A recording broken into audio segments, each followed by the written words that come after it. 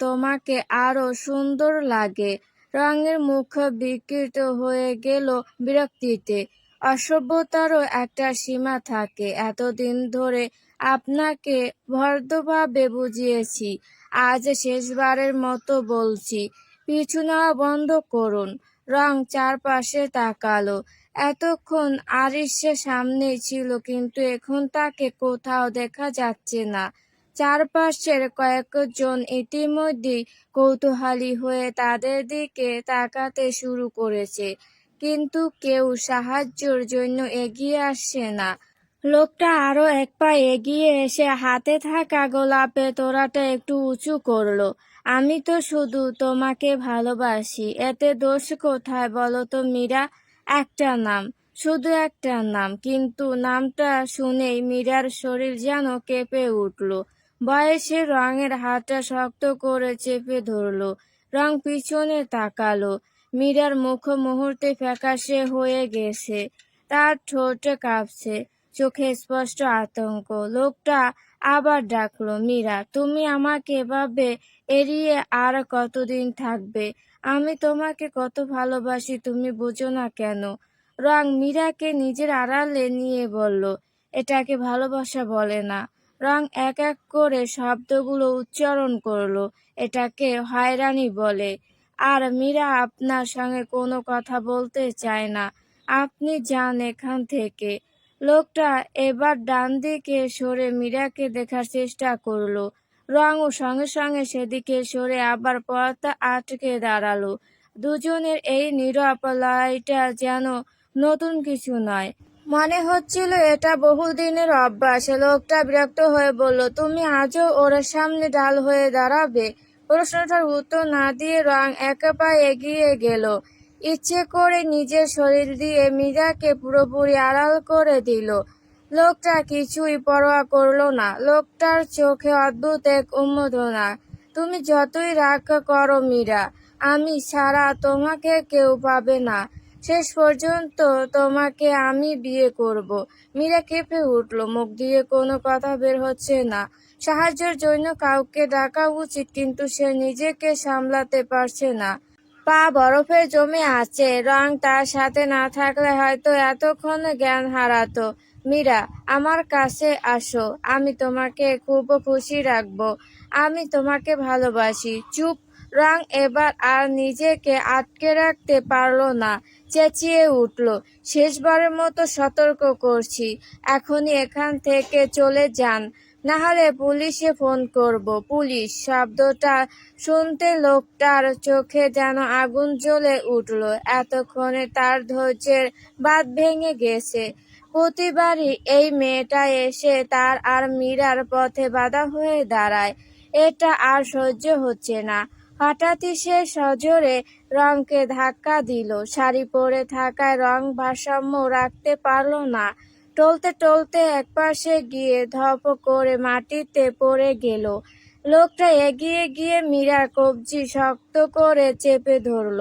মীরা আতঙ্কে পাতার মতো কাঁপতে লাগলো। ছাড়ুন আমাকে, ছেড়ে দিন। তার চোখ ভয়ে এদিক ওদিকে ছুটে বেড়াচ্ছে।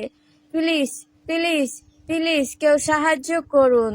বুকের ভেতর থেকে সাহায্যের জন্য আর্তনাদ উঠছে, অথচ ঠোঁট দিয়ে একটা শব্দ বেরোচ্ছে না। কি করবে সে? কে তাকে বাঁচাবে? ঠিক সেই মুহূর্তে রং আবার ঝাঁপিয়ে পড়লো। এক হাতে লোকটার কবজি থেকে মীরাকে ছাড়ানোর চেষ্টা করলো, আর অন্য হাতে নিজের পানির ফ্লাস্কটা তুলে সজোরে লোকটার মাথায় আঘাত করলো। আঘাতে লোকটা কয়েক মুহূর্তের জন্য থমকে গেল। প্লাস্টিকের তৈরি ফ্র্যাকচার আঘাতে লোকটির কোনো ক্ষতি না, কিন্তু তার রাগ যেন কয়েক গুণ বেড়ে গেল।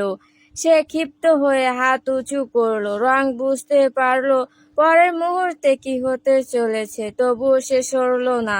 মীরাকে আরো শক্ত করে জড়িয়ে ধরে ভয়ে চোখ দুটো বন্ধ করে ফেললো। ঠাস চরের তীক্ষ্ণ শব্দে চারপাশে যেন মুহূর্তের জন্য স্তব্ধ হয়ে গেল, কিন্তু রং কোনো ব্যথা অনুভব করলো না। ধীরে ধীরে চোখ খুলতেই সে বিষমে থির হয়ে গেল। তাদের সামনে আশিক স্যার দাঁড়িয়ে আছেন। এক হাতে লোকটার কবজি শক্ত করে চেপে ধরে রেখেছেন। কয়েক সেকেন্ডের জন্য রং কিছুই বুঝে উঠতে পারল না। আশিক স্যার এখানে এলেন কিভাবে? আর চরের শব্দটা?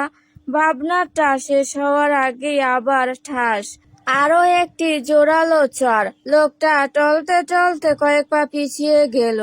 তার এক পাশের গালা মুহূর্তে লাল হয়ে উঠেছে। এবার আর বুঝতে বাকি রইল না দুটো চরই লোকটাই খেয়েছে। আশিক স্যার ধীরভাবে তার দিকে একবার তাকালো, চোখে মুখে জমাট বাঁধা কঠোরতা। তারপর পিছনে ফিরে রং আর মীরার দিকে তাকিয়ে শান্ত গলা জিজ্ঞেস করলেন, তোমরা দুজন ঠিক আছো? রং আর মীরা দুজনই ভয়ে এখনো কাঁপছে, তবু দুজন একসঙ্গে নিঃশব্দে মাথা নাড়ল। আশিক আর কিছু বলতে পারল না। লোকটি আবার ছুটে এসেছে। আশিকের হস্তক্ষেপে যেন তাকে আরো উন্মত্ত করে তুলল। রক্তিম চোখে আশিকের দিকে তাকিয়ে দাঁতে দাঁত চেপে বলল, আমার আর মীরার মাঝখানে বারবার কেন তোরা আসিস? কথা শেষ করে কোনো সতর্কতা ছাড়া ঝাঁপিয়ে পড়ল সে। পাগলা কুকুরের মতো এলো পাতারি ঘুষি আর ধাক্কা মারতে শুরু করলো। আশিক আত্মরক্ষার চেষ্টা করলেও সে তো আর মারামারিতে অভ্যস্ত কোনো মানুষ নয়। কয়েকটা আঘাত এড়াতে পারলেও লোকটার উন্মত্ত আক্রমণের সামনে তাল মেলানো কঠিন হয়ে পড়েছিল। চারপাশে ভিড় জমে গেছে। কেউ চিৎকার করছে, কেউ মোবাইল বের করছে, কিন্তু সামনে এগিয়ে আসার সাহস কারো নেই। ঠিক তখনই ধাম একটা প্রচন্ড ঘুষি সোজা গিয়ে পড়ল লোকটার মুখে। আঘাতটা এতটাই শক্ত ছিল যে সে ভারসাম্য হারিয়ে কয়েক কদম পিছিয়ে গিয়ে মাটিতে লুটিয়ে পড়ল। হঠাৎ ঘটে যাওয়া ঘটনায় সবাই একসঙ্গে নতুন আগন্তুকের দিকে তাকালো। রঙের চোখ বিষমে বড় হয়ে গেল। আর্দ্র কখন এসেছে কেউ খেয়ালই করেনি। আর্দ্র একেবারে মাটিতে পড়ে থাকা লোকটার দিকে তাকালো না। তার চোখ প্রথমেই খুঁজে নিল রং আর মীরাকে। দুজনকে অক্ষত দাঁড়িয়ে থাকতে দেখে বুকের ভেতর জমে থাকা আতঙ্কের একটা অংশ যেন মিলিয়ে গেল। কিন্তু লোকটা যেন কোনো শিক্ষা নিল না। মাটিতে পড়েই হঠাৎ পাগলের মতো অট্টহাসি দিয়ে উঠল, মীরা শুধু আমার। ধীরে ধীরে উঠে দাঁড়ালো সে। তার চোখে মুখে এখন আর কোনো স্বাভাবিকতার ছাপ নেই, শুধু উন্মাদনা। যদি ওকে নিজের করতে না পারি, সে পকেটে হাতে ঢুকালো, তাহলে ওকে শেষ করে দেব। পরের মুহূর্তে সে পকেট থেকে ছোট একটা কাচের বোতল বের করলো। বোতলের ভেতরে স্বচ্ছ তরলতা দেখে চারপাশে সবার মুখের রং উধাও হয়ে গেল। কেউ আতঙ্কে চিৎকার করে উঠল, অ্যাসিড! এক মুহূর্ত দেরি করল না আর্দ্র। সে বিদ্যুৎ গতিতে লোকটার দিকে ঝাঁপিয়ে পড়ল। ঠিক সেই সময় দৌড়াতে দৌড়াতে আরিশার নাইমও সেখানে এসে পৌঁছালো। কিন্তু মাত্র এক সেকেন্ড দেরি হয়ে গেলে লোকটা বোতলটা সোজা ছুঁড়ে মারল মীরার দিকে। মীরা! নাইম বুকফাটা চিৎকার চারপাশে কাঁপিয়ে দিল। সবকিছু যেন শোল মেশনে ঘুরতে লাগলো। কাছের বোতলটা বাতাস চিরে ছুটে আসছে। রং থির হয়ে গেছে। মীরার মুখ থেকে কোনো শব্দ বেরোচ্ছে না। সবাই অপেক্ষা করছে চুরু মার। না, কোনো কাঁচ ভাঙার শব্দ হলো না। কয়েক মুহূর্তের জন্য পুরো জায়গাটা নিস্তব্ধ হয়ে গেল। তারপর সবাই একসঙ্গে তাকালো। আশিক শেষ মুহূর্তে হাত বাড়িয়ে বোতলটা লুফে নিয়েছিল। বোতলটা অক্ষত, এক ফোঁটা তরলও বাইরে পড়েনি। চারপাশ থেকে একসঙ্গে স্বস্তির দীর্ঘ নিঃশ্বাস ভেসে এলো। মীরার পা যেন আর শরীরের ভার নিতে পারল না। সে ঢলে পড়তেই নাইম দৌড়ে এসে তাকে জড়িয়ে ধরল। মীরা! ওদিকে এক মুহূর্ত সময় নষ্ট করলো না আর্দ্র আর আরিশ। দুজনে মিলে উন্মত্ত লোকটার উপর ঝাঁপিয়ে পড়ে তাকে মাটিতে চেপে ধরলো। সে এখনো ছটফট করছে, চিৎকার করছে, অসংলগ্ন ভাবে শুধু একটাই কথা বলে যাচ্ছে, মীরা শুধু আমার, শুধু আমার। লোকটিকে ঘটনাস্থল থেকে পুলিশের হাতে তুলে দেওয়া হলো। প্রাথমিক জিজ্ঞাসাবাদে পুলিশে জানালো লোকটির নাম মারুফ। তদন্ত শুরু হতেই একের পর এক তথ্য সামনে আসতে লাগলো। মারুফের মোবাইল ফোন তল্লাশি করে অসংখ্য ছবি উদ্ধার করলো পুলিশ। সবগুলি এক মেয়েকে কেন্দ্র করে তোলা। মীরা কলেজের গেট থেকে শুরু করে করিডোর, রাস্তা দিয়ে বাড়ি ফেরার পথ, এমনকি দূর থেকে অগোচরে তোলা অসংখ্য ছবি। একজন পুলিশ কর্মকর্তা ফোনের স্ক্রিনটা আর্দ্রর দিকে বাড়িয়ে দিতেই তার দৃষ্টি ছবিগুলোর উপর স্থির হয়ে গেল। একটা, দুইটা, তিনটা, প্রতিটি ছবিতে মীরা রয়েছে। হঠাৎ একটি ছবিতে এসে আর্দ্র চোখ থমকে গেল। এটা তো সেই দিনের ছবি যেদিন রং তাকে কিছু না জানিয়ে আরিশ আর মীরাকে নিয়ে মেঘের বাড়িতে গিয়েছিল। ছবিটা ভালো করে দেখতে আর্দ্রর বুকের ভেতর যেন কিছু একটা ধপ করে নেমে গেল। রং সেখানে আছে ঠিকই, কিন্তু ছবির কেন্দ্রবিন্দু সে নয়। ক্যামেরার প্রতিটি ফ্রেম, প্রতিটি অ্যাঙ্গেল, প্রতিটি নজর ছিল শুধু মীরার দিকে। এক মুহূর্তে সেই রাতটার কথা মনে পড়ে গেল আর্দ্রর। মুখে মাস্ক পরা একজনকে সে নিজের চোখে দেখেছিল, ভেবেছিল লোকটা রংকে অনুসরণ করছে। সেই সন্দেহ থেকে সে আশিকের উপর অভিযোগ তুলেছিল। তাহলে সেই মুখোশধারী মানুষটাই এই মারুফ। আর সে শুরু থেকে রংকে নয়, মীরাকে অনুসরণ করছিল। চোয়াল শক্ত হয়ে এলো আর্দ্রর। তাহলে সে এতদিন একজন নির্দোষ মানুষকে ভুল বুঝেছে, আশিককে, কোনো প্রমাণ ছাড়াই, শুধুমাত্র নিজের সন্দেহের ওপর ভর করে। এক অদ্ভুত অপরাধ বোধ নিঃশব্দে বুকের ভেতর চেপে বসলো। খবর পেয়ে সেখানে ছুটে এলেন মীরার বাবা মা। মাকে দেখা মাত্র এতক্ষণ শক্ত হয়ে থাকা মীরা আর নিজেকে ধরে রাখতে পারল না। ছুটে গিয়ে মাকে জড়িয়ে ধরে শিশুর মতো কেঁদে উঠল। মীরার মা এক হাতে মেয়েকে আগলে রাখলেন, অন্য হাতে রংকে কাছে টেনে নিলেন। কাঁপা গলায় বললেন, মা, তোমাকে কিভাবে ধন্যবাদ দেব জানি না। নিজের কথা না ভেবে শেষ পর্যন্ত আমার মেয়ের পাশে ছিলে। আল্লাহ তোমাকে ভালো রাখুক। রং অস্বস্তিতে মাথা নিচু করে রইল। ভয়ে আতঙ্কে তারও চেহারা রক্তশূন্য হয়ে আসে। পরে মীরার বাবা মার কাছ থেকে সবাই পুরো ঘটনাটা জানতে পারল। মারুফ আর আগেও অনেকদিন মীরাকে উত্ত্যক্ত করেছিল। শুধু অনুসরণ করাই নয়, বিয়ের প্রস্তাবও দিয়েছিল। পরিবার থেকে স্পষ্টভাবে তাকে ফিরিয়ে দেওয়ার পর থেকেই তার আচরণ আরো ভয়ঙ্কর হয়ে ওঠে। কলেজে যাওয়ার পথে বাড়ির সামনে সুযোগ পেলে মীরাকে বিরক্ত করত। রং আর আরিশা আগেই বিষয়টা জানতো।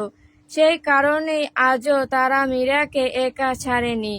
মীরার বাবা দীর্ঘশ্বাস ফেলে বললেন, আগেও পুলিশের কাছে দিয়েছিলাম, কিন্তু কোনো শক্ত প্রমাণ না থাকায় কিছুদিন পর ছেড়েও দিয়েছিল। তারপর অনেকদিন লোকটার আর কোনো খোঁজ পাইনি। আমরা ভেবেছিলাম হয়তো আর কোনো ঝামেলা হবে। তিনি থেমে গেলেন, চোখে মুখে অসহায় ক্লান্তি। কে জানতো এতদিন পর আবার এমন ভাবে ফিরে আসবে। মীরাকে নিয়ে তার মা বাড়ির উদ্দেশ্যে রওনা দিলেন। আর্দ্র রংকে আরিশের সঙ্গে বাড়ি পাঠিয়ে দিল, আর সে নিজে নাইম এবং আশিক মীরার বাবার সঙ্গে পুলিশ স্টেশনের উদ্দেশ্যে রওনা হলো প্রয়োজনীয় আইনি প্রতিক্রিয়া সম্পন্ন করার জন্য। সব আনুষ্ঠানিকতা শেষ হওয়ার পর মীরার বাবা তিনজনের দিকে তাকিয়ে আবেগভরা কণ্ঠে বললেন, বাবারা, তোমাদের কাছে আমি সারা জীবন ঋণী হয়ে থাকব। আজ তোমরা না থাকলে আমার মেয়ের কি পরিণতি হতো ভাবতেও ভয় লাগছে। আশিক বিব্রত হেসে মাথা নাড়ল। এভাবে বলবেন না আঙ্কেল, আমরা শুধু আমাদের দায়িত্বটাই করেছি। মীরার বাবা দীর্ঘশ্বাসে ফেললেন। দায়িত্ব? আগেও তো পুলিশের কাছে গিয়েছিলাম, কিন্তু এসব অপরাধের শাস্তি কেন যেন ঠিকমতো হয় না। কিছু জানি না, প্রমাণের অভাব আর করবে না। এই সব বলে কয়েকদিন পরেই আবার ছেড়ে দেয়। তারপর শুরু হয় আগের মতোই হয়রানি। এবার কি হবে সত্যি কিছু বুঝতে পারছি না।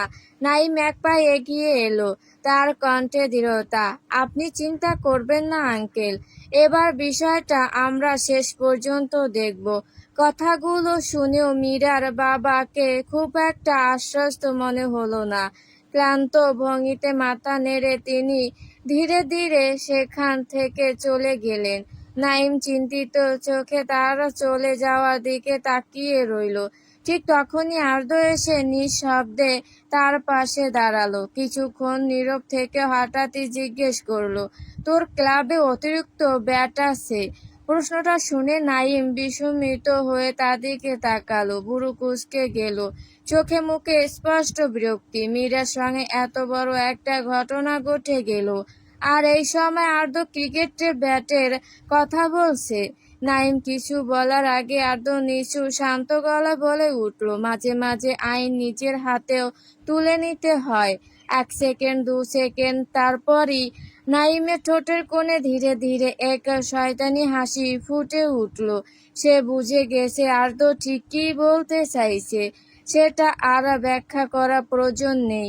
মুহূর্তের মধ্যে দুজনের চোখে এমন এক অদ্ভুত আগুন জ্বলে উঠল, যে আগুন সাধারণ কারো সর্বনাশের আগেই দেখা যায়। তাদের ঠিক পাশে দাঁড়িয়ে ছিল আশিক।